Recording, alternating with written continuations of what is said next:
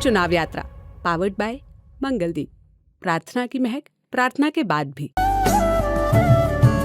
प्रार्थना की महक प्रार्थना के बाद भी। जो ऊपर से फैक्टर चलता है ना एक कि हम पकौड़े सबसे तलवाएंगे। मैं इतना कैपेबल नहीं हूँ कि मैं एक अपना बिजनेस मॉडल यहाँ पे तुरंत सेटअप कर सकूँ। अगर आपके अंदर कैलिबर नहीं है और आपको जॉब नहीं मिल रहा है तो उसके लिए आप सिस्टम को दोषी थोड़ी बना दोगे। कि सब बच्चे जो योग्य हैं उनको सबको रोजगार मिल रहा है, जिसमें क्षमता नहीं है। मैं तो ये कहता हूँ कि जो कांग्रेस की नकल की फैक्ट्री से पैदा हुए युवा थे वो जरूर बेरोजगार हैं। मैं जिस कॉलेज में पढ़ रहा हूँ, मॉडल साइंस कॉलेज, बिल्डिंग जर्जर हो रखी है।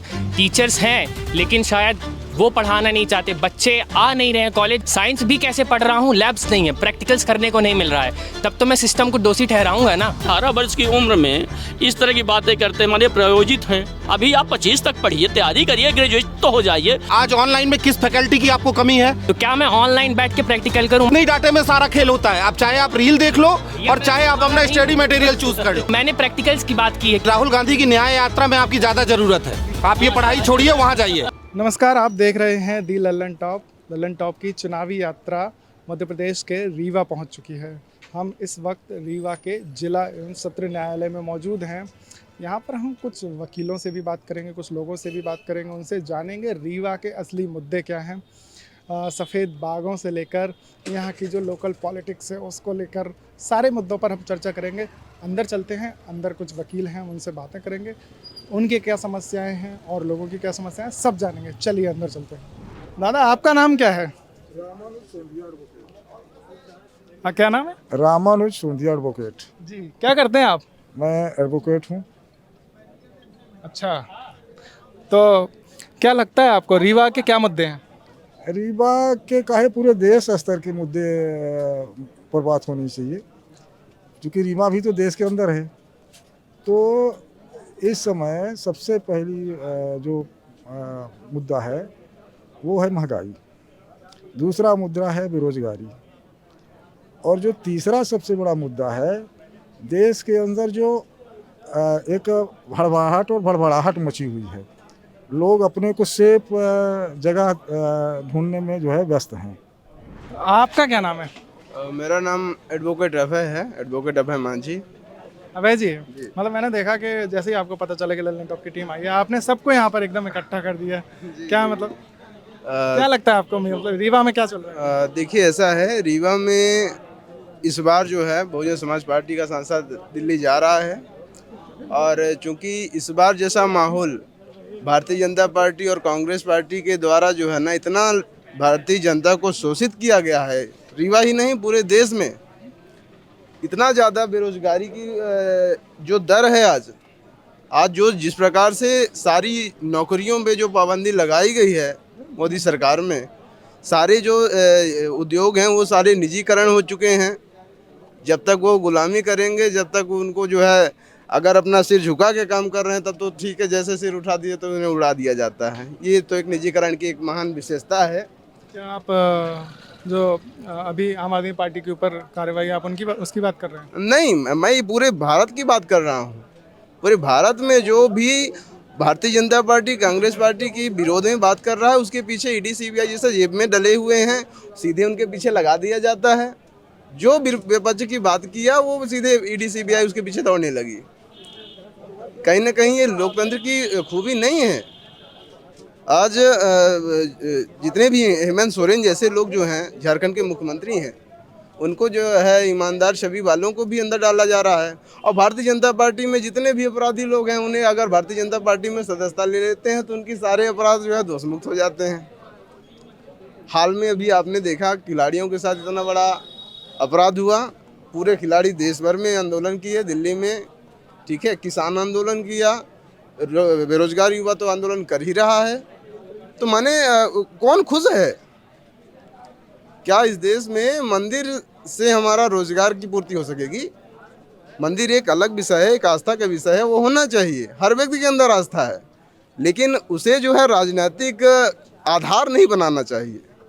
एक बहुत ही ज़्यादा ज्वलंतशील मुद्दा मुझे नज़र आया जी। रेलवे स्टेशन पर भी मैंने देखा कि अंग्रेजी में तो वाइट टाइगर कहते हैं, लेकिन हिंदी में सफ़ेद शेर, ऐसा कैसे? किस पार्टी की, अगर पार्टी की बात कर रहे हैं? नहीं, हाँ। मैं एक जनरल बात कर रहा हूँ। कहीं भी मुझे देखने को मिलता है कि रीवा सफ़ेद शेरों के लिए फेमस है। देखिए- सफ़ेद बाघ तो बहुत कम दिखाई देता है कि कोई बोल रहा है सफ़ेद बाघ। ऐसा है कि रीवा एक ऐसी क्रांतिकारी स्थान है, यहाँ से हमने क्रांति पैदा की है।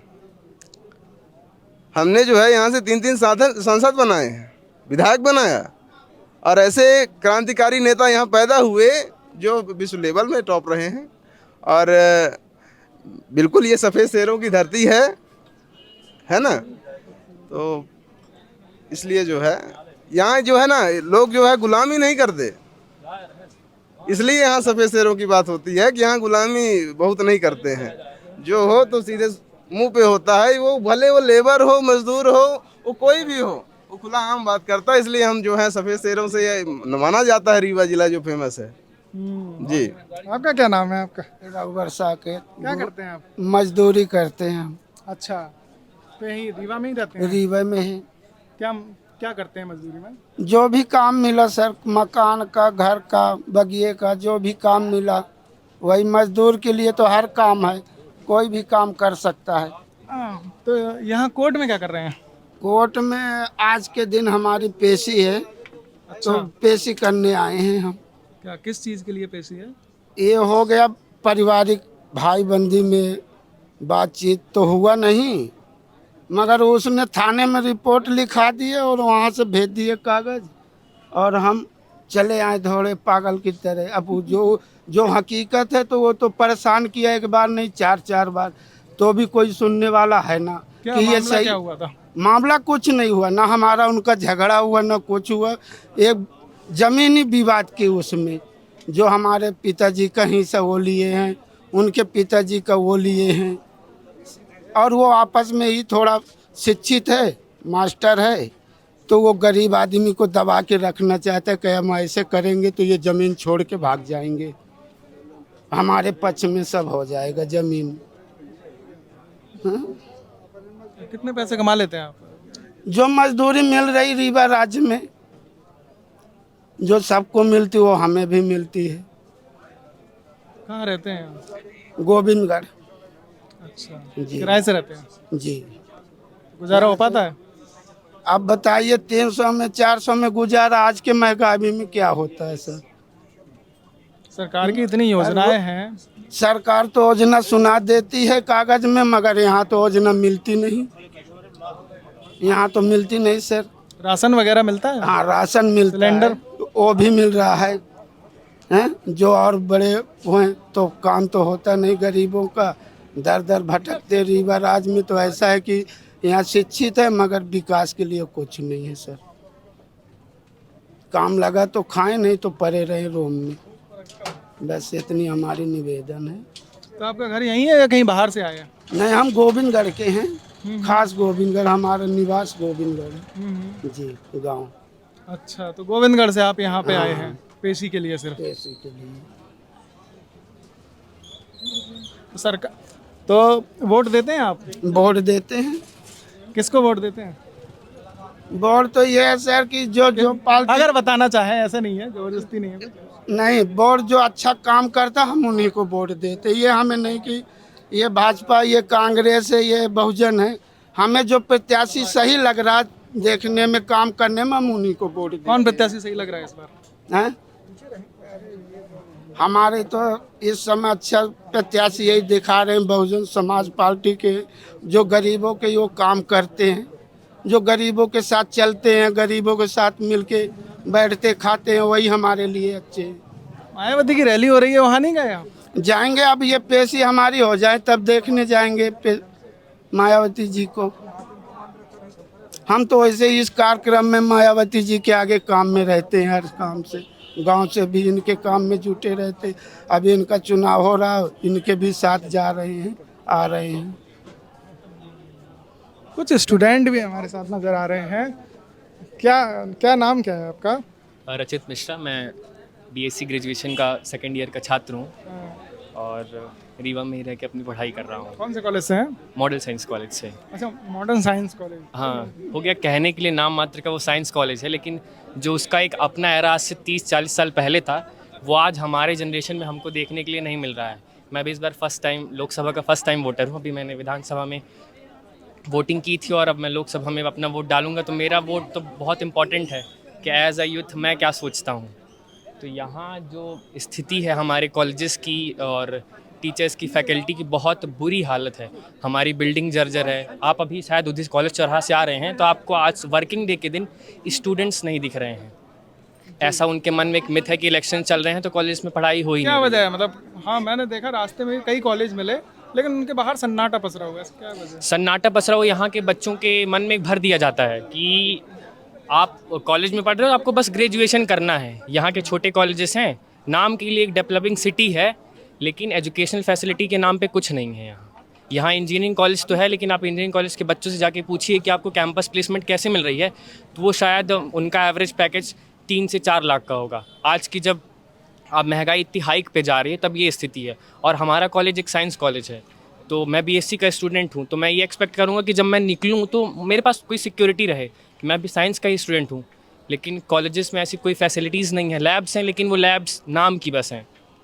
फंड्स शायद वहाँ से आ रहे हैं, हमें तो कहा जाता है कि बहुत गवर्नमेंट बहुत इनिशिएशन ले रही है एजुकेशन सेक्टर पे, लेकिन वहाँ कोई इनिशिएशन नहीं है।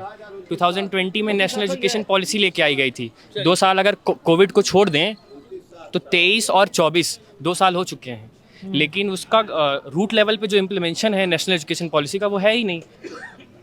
तो ये स्थिति हो चुकी है, लेकिन कोई बोलना नहीं चाहता है। यहाँ तक कि मैं आपके सामने बोल रहा हूँ और बाकी मेरे मित्र, मेरे भाई, मेरे दोस्त जो यूथ है वो बोलेगा ही नहीं।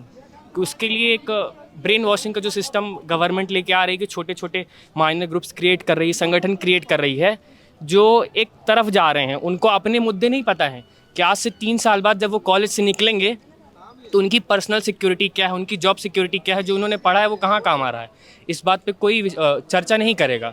बस वो एक तरफ जा रहे हैं, वो किस तरफ जा रहे हैं आप भी जानते हैं। अब उसको बोलना सही है गलत है ये तो पता नहीं। तो as a first time voter आप मतलब क्या देखते हैं कि किसी भी पार्टी को, किसी भी कैंडिडेट को वोट करने से पहले आपके दिमाग में सबसे पहली चीज़ क्या आती है कि आपकी कौन सी नीड पूरी की जाए तो आप उसको वोट करेंगे? पहली चीज़ है जो कि एज अ यूथ मेरा है कि अगर मैं 4 साल बाद अपने पैरों पे खड़ा हो रहा हूँ, अपने घर को एक सही दिशा पे ले जाऊँ, अपना घर बनाऊँ अच्छे से, अपने माता पिता के लिए कुछ करूँ, वो है कि हमारे लिए जॉब सिक्योरिटी होनी चाहिए। कि अगर हम गवर्नमेंट सेक्टर में भी जा रहे हैं तो ये है कि पॉसिबिलिटीज़ हैं, हम अपनी मेहनत करेंगे, 100% देंगे, लेकिन उसके बाद ये पॉसिबिलिटी होनी चाहिए कि हमको जॉब मिल रही है। लेकिन आज ऐसा नहीं है। आज यहाँ लाइब्रेरीज़ खुली हैं, कितने हज़ारों सैकड़ों बच्चे बैठ रहे हैं लाइब्रेरी में 12-12, 13-13, 14-14 घंटे, लेकिन जब वैकेंसीज़ की बात आती है तो वैकेंसीज़ यहाँ निकल ही नहीं रही हैं। गवर्नमेंट के पास दुनिया भर के रीजंस हैं।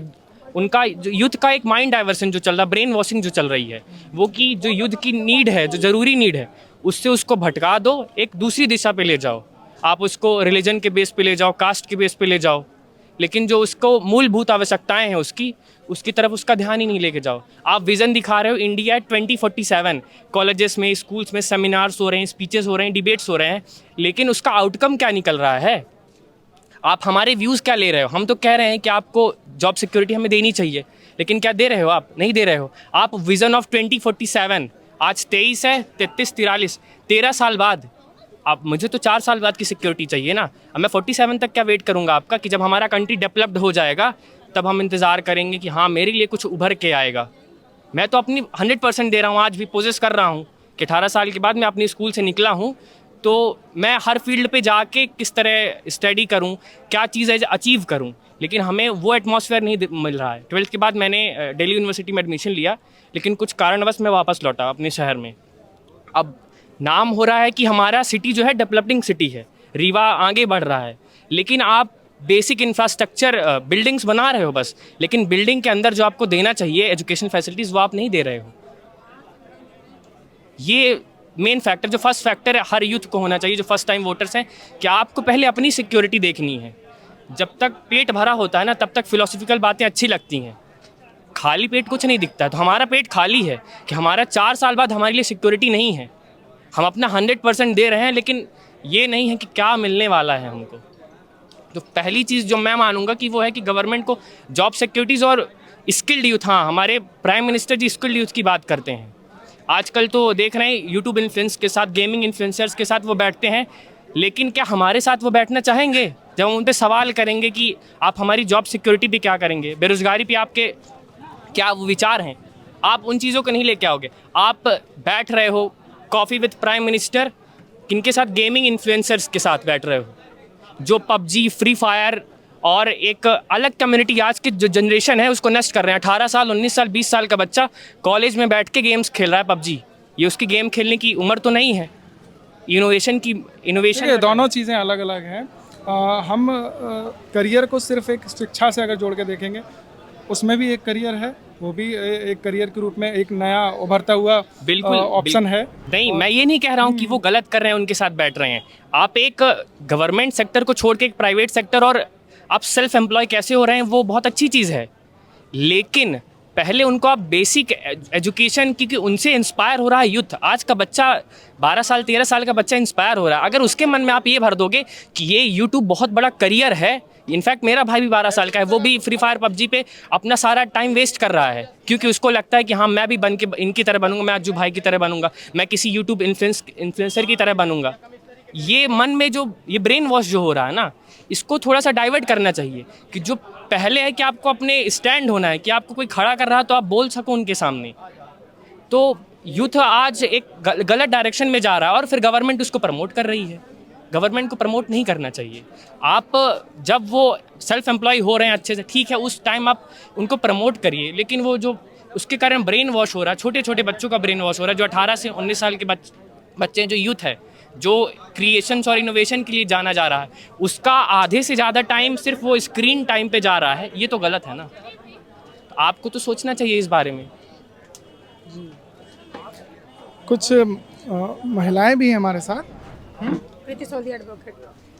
जी, तो आप कितने सालों से यहाँ पे काम कर रहे हैं? मेरा तीसरा चल रहा है, तीसरा साल, 3 अच्छा। सालों का। क्या चैलेंजेस रहते हैं यहाँ, मतलब वकालत में?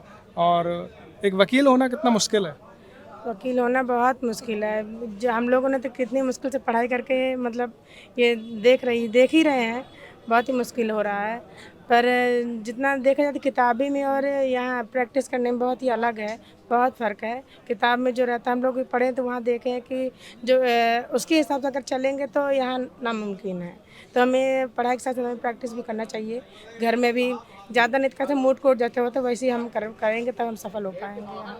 नहीं, हम भी यूपीएससी की तैयारी के टाइम ऐसे देखते थे ना कि कुछ हमें धाराएं याद करनी होती थी, आईपीसी की कुछ, तो मतलब वो याद करना बहुत मुश्किल होता था। बहुत मुश्किल हुआ करता था। पर यहाँ आके जब आप उस चीज़ को समझोगे, आपके सामने देखोगे, तो जब आप प्रैक्टिस करते रहोगे कि यार रोज़ वही फाइल्स, रोज़ वही सब देखो, अर्जी वगैरह लगाना सीखोगे, तब आदमी सब आपको बनने लगेगा। देखिए, एक तो होता है वकील होना, और आप यहाँ महिला वकील हैं, तो महिलाओं के लिए स्पेशली कोर्ट्स में किस तरह के चैलेंजेस, क्या समस्याएं रहती हैं? समस्याएं देखा जाए तो यहाँ कुछ नहीं है। हम लोग कोई प्रॉब्लम नहीं है यहाँ, बिल्कुल बराबर से ही हम लोग को है। जैसे जेंट्स हो चाहे महिला हो, बराबर ही हम लोग का यहाँ कोई दिक्कत सम्मानित। जैसे सर हमारे साहब लोग भी हैं, जज मजिस्ट्रेट सब, चुनाव भी हमने लड़ा अभी। तो हमें पहली बार ही चुनाव में लड़ी, बहुत अच्छे वोट मुझे मिले, 609 मैंने प्राप्त किया। कारखानी में लड़े थे, चुनाव लड़ी थी, 609 वोट मिले थे, मनोनीत किया गया है। बार काउंसिल के आपने चुनाव? नहीं, बार काउंसिल नहीं, बार यहाँ वकीलों का अधिवक्ता संघ का चुनाव होता है, जब वहाँ मैं लड़ी थी, फर्स्ट बारी तो चुनाव था, तो मैं 609 वोट मैंने मुझे मिले। इससे ये साबित होता है कि मुझे मतलब वो यहाँ नहीं देखा गया कि छोटी है बड़ी है, कि इसका दिमाग है कि नहीं है, ये नहीं देखा गया। बिल्कुल बराबर हमें वोट मिला। मैं उन लोग बराबरी को मुझे समझे कि ये कर सकती है कुछ। तो आप वैसे रीवा से ही हैं? हाँ, रीवा से ही। तो कब से हैं आप रीवा में? रीवा में हो रहे हैं बचपन से देखा जाए। तो क्या लगता है कि रीवा में मतलब क्या क्या समस्याएं हैं जो पहले से अब तक रीवा कितना बदला है, या क्या चीज़ें हैं जो अभी बदलनी चाहिए? बदला वैसे देखा जाए तो बदला है, पर लोगों की सोच में कोई बदलाव नहीं है। और सच वैसे कड़वा है हम महिलाओं के लिए तो बहुत ही ज़्यादा है, क्योंकि हम लोग गृहस्थी भी चलानी पड़ती है, इसलिए महंगाई बहुत ज़्यादा इस मामले में कहूँगी, ताकि पूरा घर हम लोग को देखना होता है और सब चीज़ों का सामना हम लोग करना पड़ता है। तो महंगाई के दौर में देखा है तो बहुत ही, ये जो बीजेपी जो कर रही है तो बहुत मुश्किल हो पा रहा है, हम लोग घर चला पाना बहुत मुश्किल हो रहा है। एक तरफ तो पैसे दे रहे हैं, क्या नाम है आपका? सपना वर्मा। एक तरफ तो पैसे दे रहे हैं, चलो 1200 रुपये पैसे दे रहे हैं, बट 1200 पैसे दे रहे हैं रुपये, और उसके बाद सिलेंडर इतना महंगा कैसे चलेगा? 1500 रुपये सिलेंडर, 1200 इधर दे रहे, तो 300 रुपये तो हमारा जा रहा ना, कहाँ से आ रहा है? ये है समस्या सबसे बड़ी समस्या। यहाँ पे सब्जी मंडी थी, पहले तो अपने सास ससुर से अलग हो तब जाके उज्ज्वला मिलेगा। क्या मतलब है, हम अपने सास ससुर से अलग जाएंगे तो कागज में रिकॉर्ड में अलग होना ठीक है, अलग बात है। क्या बताया आपने, सास ससुर से अलग? मतलब कि जैसे समग्र आईडी रूल्स ऐसे हैं उज्ज्वला के लिए, क्योंकि वो समग्र आईडी अलग करवाओ सबसे पहला, समग्र आईडी से अलग कराओ। समग्र आईडी अलग कराना मतलब परिवार से अलग होना, सास ससुर अलग हो जाए, हम अलग हो जाए, ये दिक्कत है उसके यही है। और बस परिवार भी तोड़वा रहे तो क्या मतलब ऐसा। हम लोग तो वही मायके से हम लोग की शादी की जाती ससुराल में आकर, घर को इकट्ठा करके जोड़ के रखो, पर हम लोगों के अंदर तो ऐसा नहीं है कि हम दो हमारे दो, ऐसे हम लोगों की सोच नहीं है। तो हम लोग अपने परिवार को लेकर के चलना चाहते हैं, पर जो हम लोग को लाभ मतलब दे रही है, लाभ तो मुश्किल है, पर हम लोग घर तोड़वा रही है। अब उसका एक तरफ कहते हैं कि सबको सहयोग मतलब परिवार लेके चलो, हम लोग खासकर महिलाओं की बात हम कर रहे हैं, परिवार लेके चलो, और इधर ही तोड़वा रही है कि मतलब कि उज्ज्वला जो अभी दे रही सुविधा हम लोगों को, फैमिली से दे के हस्बैंड वाइफ में युद्ध करवा रहे हैं और कुछ नहीं। क्योंकि अगर 1200 रुपया आते तो हस्बैंड, सच में ये है, अगर 1200 रुपया आ रहा है तो हस्बैंड क्या आया तो तुम्हारे अकाउंट में, मैं क्यों दूं, लो। क्या कह रहे हैं? ऐसा है भैया कि चूंकि हमारे मुख्यमंत्री जी ने बहना योजना चालू किया है, तो बहना के साथ चूंकि अब घर में प्रताड़ना भी होने लगी है, क्योंकि आपके पास अगर 1200 आ रहा है तो जीजा की जेब डेली हो रही है। तो अब जो है मुख्यमंत्री जी से निवेदन है कि वो जीजा योजना भी चालू करें, उसके बाद मामा योजना चालू करें, उसके बाद नाना योजना, इस प्रकार से जो है योजना जो है मुख्य मुद्दों से मैं ये कह रहा हूँ कि जो भी योजनाएं दे रहे हैं तो कर्जा लेके न दे। यहाँ का जो युवा है वो रोजगार चाहता है, कर्जा लेके वो भीख नहीं चाहता है। इसलिए जो भी दें तो इकोनॉमिक स्थिति को मेंटेन करके और महंगाई को कंट्रोल करके और तो दें तो माना जाए कि हाँ दे रहे हैं। अब चुनाव आया, चुनाव के पहले आपने घोषणा कर दिया 1250 रुपये दे दिया, ठीक है। उतनी शिक्षा भी हमारे यहाँ नहीं है, कन्वर्ट हो गए, ठीक है। आपने वोट करके चुनाव जीत लिया, तो चुनाव जीतना कोई भी बड़ी बात थोड़ी है, चुनाव जीतना कोई बड़ी बात नहीं है। आप पहले अपनी ये स्थिति देखो कि वो पैसा जो 1200 रुपये दे रहे हो ला कहाँ से रहे हो, आप कर्जा लेके ला रहे हो, तो पैसा किसका है। और अब 250 रुपये टमाटर, यहाँ से जिस दिन आपने महिलाओं को 1200 रुपये खाते में डाला, उसी महीने से 250 रुपये टमाटर बिके, वो क्या है। मतलब उज्ज्वला योजना का पैसा टमाटर से निकाला जा रहा है। उज्ज्वला योजना का क्या, आपको जितनी भी आप दे कहाँ से रहे हो, हमारा पैसा तो ले ही रहे हो। अगर हम एक पेन भी खरीदते हैं, मैं वकालत करता हूँ, अगर एक कागज भी खरीदता हूँ उसमें भी 10% 20% हम टैक्स दे रहे हैं, वो पैसा तो आप यूज कर रहे हो। इसके बाद फिर कर्जा उठा रहे हो, और एक एक मंत्री के घर में आप जाके देखो, ईडी लगाओ तो सबके यहाँ लगा दो, देखो एक एक मंत्री के घर जाके कि सरकार में जितने मिनिस्टर बैठे हैं और जितने आदमी हैं, आम आदमी तो यहाँ दाल रोटी के लिए लग रहा है कि 4500 रुपये बोरी, 30 किलो दाल 4500 रुपये बिकने लगी। 2000 2500 1500 रुपये बोरी दाल बिकती थी, 4500 रुपये दाल बिकने लगी। अब आदमी तो खाएगा क्या, दाल भात न खाएगा रोटी। अब मंत्रियों के घर में आप देखो, कार चढ़ रहे हैं, फॉर्च्यूनर चढ़ रहे हैं, तो ये कहाँ से आ रहा है। उनके इनकम का अंदाज़ा लगाओ ना, 1 लाख 1.25 लाख ना उनको सैलरी मिलती है, तो कहाँ से वो आ रहे हैं। तो इधर का पैसा भी जा रहा है, योजनाओं का भी पैसा जा रहा है, सब खा रहे हैं और कर्जा ले लेके महिलाओं को दे के और बोर्ड आप बैग बना रहे हो। पर अब ये ऐसी स्थिति नहीं है, धीरे धीरे सबके समझ में आ जाता है। जब कोई भी योजना लॉन्च होती है तो शुरू में थोड़ा उसका इफेक्ट रहता है। रीवा में फिर इतना भरोसा क्यों कर रहे हैं, एक ही कैंडिडेट को लगातार जिता रहे हैं? अरे हम रीवा की बात छोड़िए, साउथ में क्यों भरोसा नहीं कर रहे हैं आप ये बताइए। 400 का टारगेट आप बता रहे हैं, तो फिर साउथ में तो 129 सीटों में अभी आप 29 पार क्यों नहीं किए। साउथों में तो पब्लिक है, वो इंडिया का अपने हिस्सा है ना, तो आप साउथ को कन्वर्ट कर लो तो हम मान ले कि पूरी इंडिया को आप ये तो पहले भी बीजेपी राज्य थे, सुंदरलाल पटवा जी यहाँ से मुख्यमंत्री थे, पहले भी यहाँ बीजेपी शासन रहा है। तो आप यहाँ की बात, हम तो हालांकि एमपी के हैं, लेकिन आप साउथ में जब कन्वर्ट करके दिखा दो कि हाँ हमारी 30 से 50 भी हो गई, 40 भी हो गई, तब आ जाए कि आपने विकास किया है। क्योंकि देश तो अपना साउथ भी हिस्सा है, तमिलनाडु हिस्सा है, केरला हिस्सा है, आप वहाँ से भी तो सीट निकाल के दिखाओ। तो इसलिए अभी पर्टिकुलर कोई शासन का मैं विरोध नहीं कर रहा हूँ, पर यह है निश्चित कि अभी सब युवा जो है वो उसको काम चाहिए, उसको ये न चाहिए कि 10-20 रुपए 50 रुपए, ना उससे कुछ होने वाला है। भैया आप 1200 दिए, 5 किलो टमाटर में चुक गए। तो आपने भी देखा कि 5 किलो टमाटर में चुक गए, और टमाटर 250 रुपए जब है तो सेव और एप्पल कहते हैं लड़कों का पोषण बनाएंगे, उनको पोषित करेंगे। अरे लड़के अपने आप को पोषित होंगे, उनको सेव खाने को मिलेगा, फल खाने को मिलेगा। जब दाल और चावल खाने को दलिया मिल नहीं रहा सही ढंग से, टमाटर 250 रुपए खाएंगे तो क्या होगा ये? और कमाई कितनी है? तो कमाई का जरिया बढ़ाओ, ऐसी कोई योजना लाओ। भीख देने से काम चलने वाला नहीं है। ना कोई युवा आजकल का पढ़ा लिखा भीख चाहता है। आपने यहाँ जितना सर्वे किया, आपने हमारी महिलाएं बहनाएं भी बोली, सब ये देखा है आपने, तो इसमें देखा कि सबको काम चाहिए। यहाँ पर थोड़ा सा झुग्गी झोपड़ी सी नजर आ रही है, ऐसा क्यों? ये अंग्रेज जमानों की न्यायालय है, इस कारण से अभी इसमें झोपड़ियाँ हैं, परंतु हमारे रीवा का भव्य न्यायालय बहुत सुंदर न्यायालय बनकर तैयार हो चुका है, जहाँ पर एसी रूम, एसी बैठने के लिए अधिवक्ताओं के लिए भी है। न्यायालय पूरी एसी है, आप अवलोकन कर लेंगे। इंजीनियरिंग कॉलेज के सामने 100 करोड़ रुपए की लागत से मॉडल कोर्ट, जो पूरे देश में 100 कोर्ट बने, उनमें से एक कोर्ट वो है। बहुत सुंदर कोर्ट बना है, जिसकी चमक पूरे प्रदेश में होने वाली है। जी, क्या लगता है रीवा के इस बार जो चुनाव के मुद्दे क्या होने वाले हैं जिन पर चुनाव लड़ा जा रहा है? देखिए, रीवा में तो राम राज्य की ओर ही जनता यहाँ की धर्म प्रेमी है, और भगवान राम के आने के बाद से लोगों को ये विश्वास हो गया है कि मोदी है तो मुमकिन है।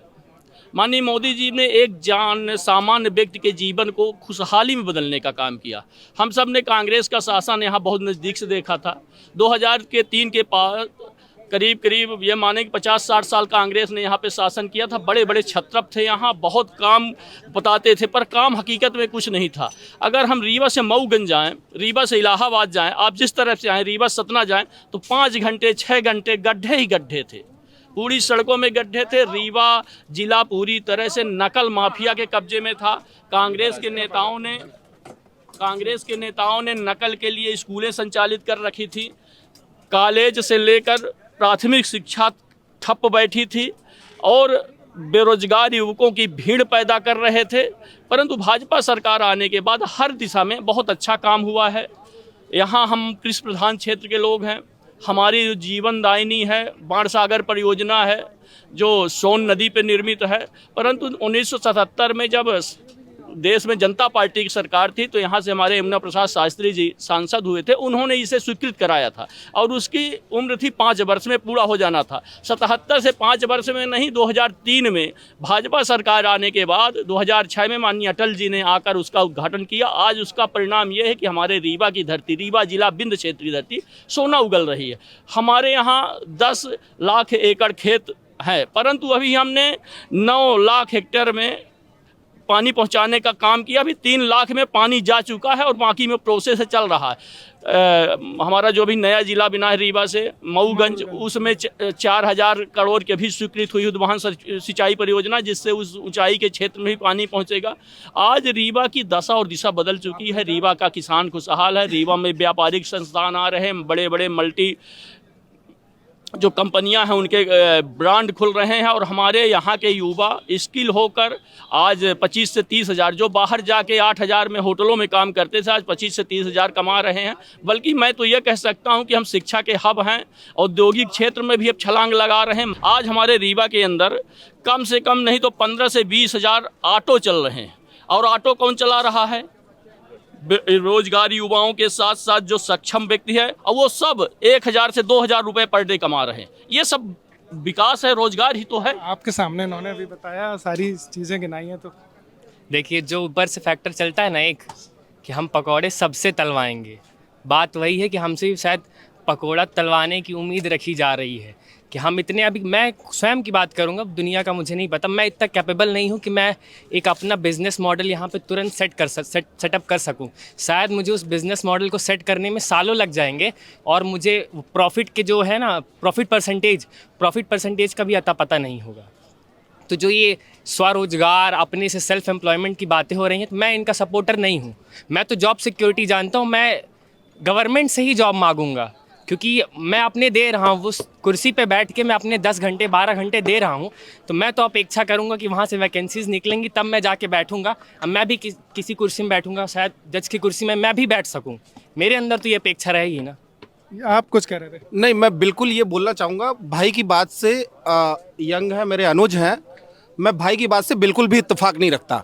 शायद भाई को ये पता नहीं होगा कि अभी हाल ही में लगभग 2-3 दिन हुए यूपीएससी का रिजल्ट डिक्लेयर हुआ है, उसमें एक रीवा की बिटिया है, उसकी 96 रैंक आई है। तो अगर आपके अंदर कैलिबर नहीं है और आपको जॉब नहीं मिल रहा है तो उसके लिए आप सिस्टम को दोषी थोड़ी बना दोगे। वो भी बंसल परिवार की लड़की है, एक गरीब घर आने की लड़की, इतना अच्छा काम करके आई है। बहुत छोटे माने समाज के लोग आगे आए हैं। बहुत लोगों को ऐसा अवसर मिला है कि लड़कियां पढ़ के और अपने टैलेंट के बल पर इतनी ज़्यादा भर्तियां हुई हैं मध्य प्रदेश में कि सब बच्चे जो योग्य हैं उनको सबको रोजगार मिल रहा है। जिसमें क्षमता नहीं है, मैं तो ये कहता हूं कि जो कांग्रेस की नकल की फैक्ट्री से पैदा हुए युवा थे वो जरूर बेरोजगार हैं। क्या कुछ कह रहे थे? मैं आज 18 साल का कंप्लीट हुआ हूँ। पिछले 20 साल से मध्य प्रदेश में बीजेपी का शासन है, तो मैंने तो कांग्रेस का शासन देखा नहीं है। और अब अभी शहर का चक्कर लगाइए और लाइब्रेरी में जो एक लाइब्रेरी में 150-200 बच्चे बैठे हैं, आप उनसे पूछिए कि क्या हाल है। नहीं, मैं भाई की बात का फिर खंडन करूंगा। मैं इसलिए खंडन करूंगा, आप पूरे रीवा शहर में चले जाइए, शायद मैं जितनी भी सरस्वती स्कूल है यहाँ पे, मैं सरस्वती स्कूल की बात कर रहा हूँ, जितनी भी सरस्वती स्कूल है उसमें से हर साल सबसे ज़्यादा यूपीएससी, एमपीपीएससी, पटवारी, एमपीएसआई सबसे ज़्यादा अगर बच्चे दे रहे हैं तो वहाँ के निकल रहे हैं। तो मतलब सीधा सीधा ये हो जाए ना, वो तो जा रहे हैं अपने कैलिबर से जा रहे हैं, तो निश्चित तौर पे ये माना जाए कि कहीं ना कहीं आपके उसमें दिक्कत है, तब आप गवर्नमेंट प्रोफाइल में नहीं जा पा रहे हैं। बाकी बच्चे जा रहे हैं तो वो कैसे जा रहे हैं फिर? पटवारी को लेकर तो अलग ही फिर बहस छिड़ जाएगी। नहीं, देखिए वो एक दूसरा मसला है जिसकी आप जहां बात कर रहे हैं, मैं समझ रहा हूं आप कहां बात कर रहे हैं, वो एक दूसरा मसला है। लेकिन एमपीएसआई, एमपीपीएससी, यूपीएससी, ये क्या है फिर? एमपीएसआई की वैकेंसी कितनी आई हैं और कब से रुकी हुई हैं? और दूसरी चीज़, मैं सरस्वती स्कूल से नहीं पढ़ा हूँ, मैं क्रिश्चियन कॉन्वेंट स्कूल से निकल के आया हूँ। तो स्कूल का फैक्टर आप छोड़ दीजिए, हो सकता है मैं उस स्कूल से नहीं पढ़ा इसलिए मैं अच्छी जॉब पे नहीं जा, अभी मैं 2nd ईयर में ही हूँ। लेकिन मैं जिस कॉलेज में पढ़ रहा हूँ, मॉडल साइंस कॉलेज, मैं उसकी स्थिति आपको बयां करूँ, बिल्डिंग जर्जर हो रखी है। टीचर्स हैं लेकिन शायद वो पढ़ाना नहीं चाहते, बच्चे आ नहीं रहे हैं कॉलेज। रीज़न ये है कि क्लासेस रेगुलरली नहीं चल रही हैं। एनईपी इम्प्लीमेंट हो रही है लेकिन रूट लेवल पे एनईपी है नहीं। आप मल्टी डिसिप्लिनरी सब्जेक्ट्स लेके आ रहे हो कि साइंस का स्टूडेंट आर्ट्स भी पढ़ेगा, लेकिन मैं साइंस बस पढ़ रहा हूँ क्योंकि मेरे यहाँ फैकल्टी ही नहीं है। साइंस भी कैसे पढ़ रहा हूँ, लैब्स नहीं है, प्रैक्टिकल्स करने को नहीं मिल रहा है, तब तो मैं सिस्टम को दोषी ठहराऊँगा ना कि आप कहाँ डेवलप कर रहे हो। क्या आपके वो बोलने से डेवलप हो रहा है? आप वहाँ से ऊपर से बोल रहे हो और यहाँ छोटे छोटे लोगों तक मैसेज वो पहुँच रहा है, वो केवल एक दिशा में जा रहे हैं, वो अंधभक्ति होती है। मैं तो यही इसमें बात अंधभक्ति की नहीं है भैया मेरे।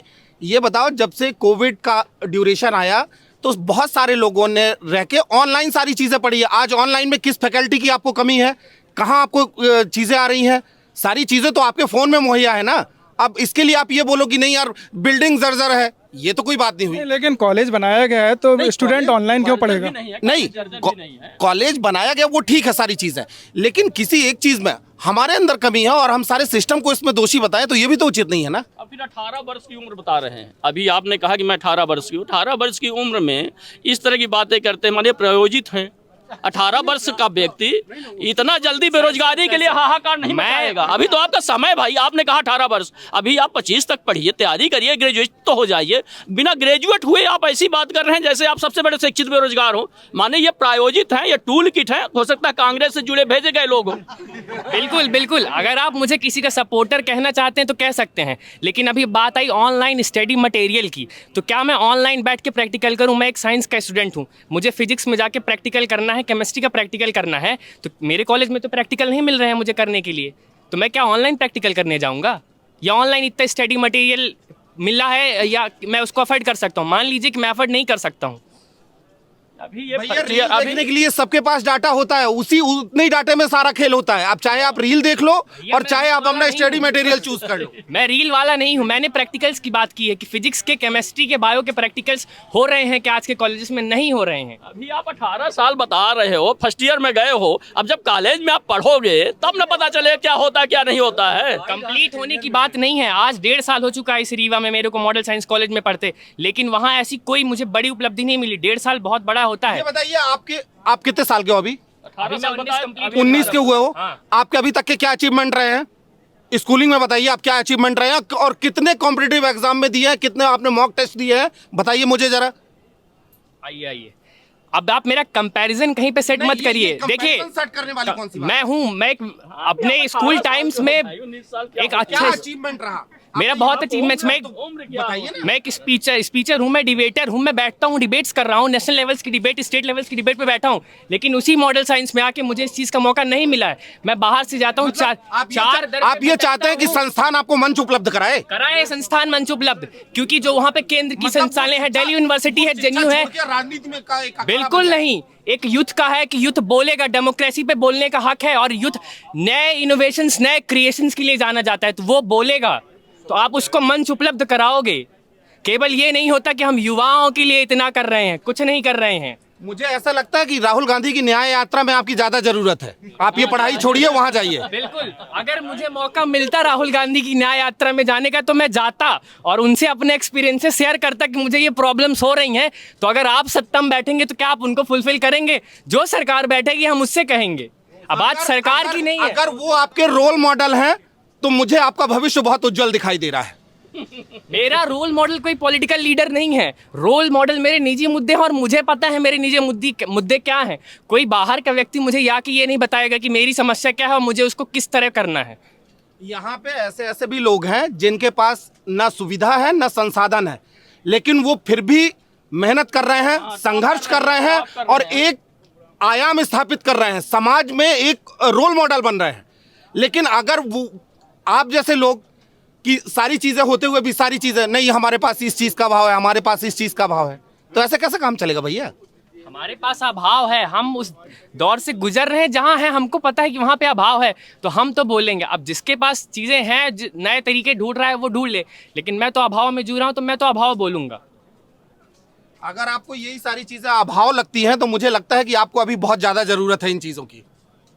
बिल्कुल अध्ययन की जरूरत है। आप अध्ययन करिए, अभी आप पढ़िए, समझिए देश को और महसूस करिए। आप अगर अध्ययन करेंगे कि कांग्रेस के ज़माने में क्या दशा थी, आज कहाँ देश है। एक जराहमी पायदान में खड़ा देश आज 5वीं पायदान पे पहुंच चुका है। आने वाले 3 सालों में हम 3रे पायदान में पहुंचने वाले हैं। तो ये बहुत बड़ी उपलब्धि है इस देश की। आज पूरे विश्व में भारत का गौरवगान हो रहा है। मोदी जी के कामों से 10 वर्षों में पूरे विश्व में भारत की वो धाक जमी है कि विश्व के जितने बड़े सशक्त राष्ट्र है वो भी आज डरे हुए हैं भारत से और प्रयास कर रहे हैं कि भारत में मोदी ना आने पाए। परंतु देश की जनता आज गौरवान्वित है मोदी जी के कामों से, मोदी जी के व्यवस्थाओं से, गरीब कल्याण से। और आने वाला समय ऐसा होगा कि भारत विश्व की पहली महाशक्ति बनने वाला है, जिसे रोकने के लिए विदेशियों के इशारे पर टूल किट के माध्यम से षड्यंत्र हो रहा है। जर्मनी और चाइना लगे हुए हैं कि देश के लोग भ्रमित हों। हमको लगता है कि उसी दिशा में कुछ लोगों को भेजा जा रहा है, प्रायोजित ढंग से ऐसे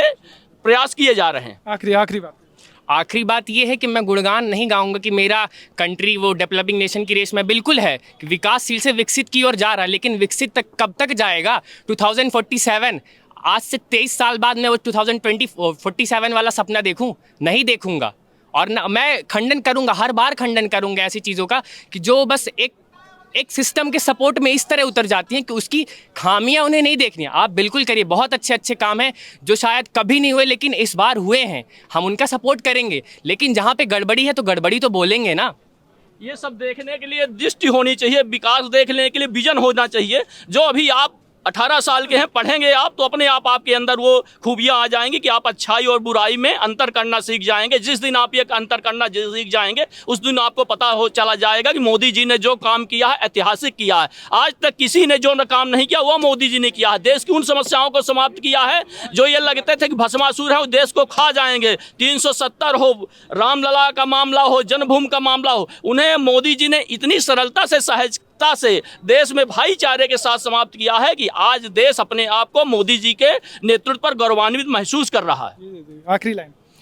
मैं तो यही बोलूँगा, यहाँ भी अभी मैं पिछले अगर 6-7 महीने की बात करें तो उसमें बहुत सारे बच्चे, हमारे रीवा के बच्चे जो जुडिशरी में भी आए हैं, आप अभी न्यायालय में मौजूद हैं, वो बच्चे जुडिशरी में आए हैं, सिलेक्शन हुआ है उनका, IAS में हुआ है, SDOs बने हैं, DSP में उनका सिलेक्शन हुआ है। तो मैं तो ये बोलूँगा कि किसी को दोष देने से बेहतर ये है कि हम अपने ऊपर काम करें। जी चलिए, इस बहस को हम यहीं तक समाप्त करते हैं। रीवा के कोर्ट परिसर में ये बहस किसी कोर्ट रूम से कम नहीं लग रही थी, और हमारी रीवा की कवरेज आगे भी जाएगी, सतना, पन्ना, आगे भी हम यात्रा करेंगे। इसी के साथ आपसे मैं विदा लेता हूँ। शुक्रिया।